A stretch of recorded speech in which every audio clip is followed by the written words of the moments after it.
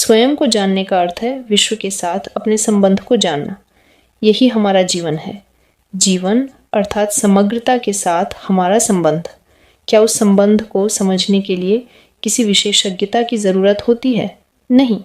उसे समझने के लिए जीवन को समग्रता में देख पाने वाली सजगता की आवश्यकता होती है। हम सजग कैसे हों, यही हमारी समस्या है। उस सजगता को कैसे पाएं? समग्रता का अर्थ सिर्फ अपने पड़ोसी के साथ व्यक्तिगत संबंध नहीं, बल्कि प्रकृति के साथ रिश्ता भी है।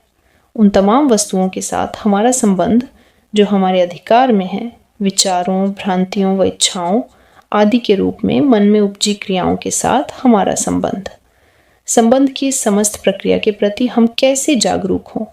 क्या यही हमारा जीवन नहीं है?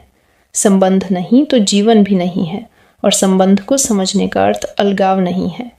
उसके लिए यही आवश्यक है कि हम संबंध की समस्त प्रक्रिया के प्रति जागरूक हों, उसे पहचानें। ये जागरूकता कैसे लाई जाए? किसी चीज़ के बारे में, किसी व्यक्ति से अपने संबंध के प्रति हम जागरूक कैसे होते हैं?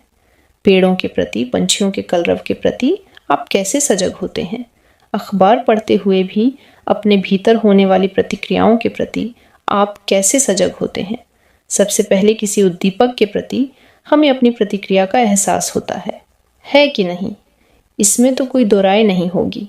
हम वृक्षों को देखते हैं तब एक प्रतिक्रिया होती है। उसके बाद क्रमशः संवेदन, संपर्क, तादात्म्य और इच्छा की उत्पत्ति होती है। क्या यही सामान्य प्रक्रिया नहीं है?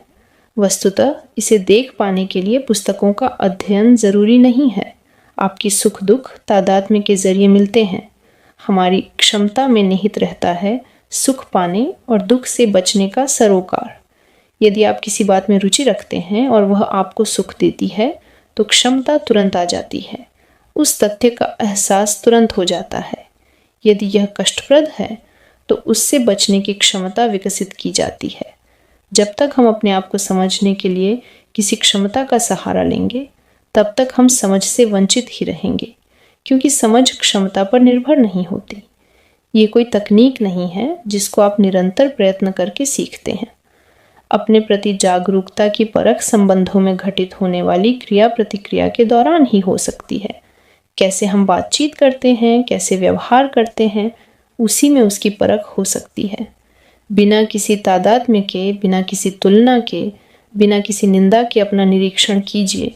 केवल निरीक्षण और आप देखेंगे कुछ असाधारण घटित होता है।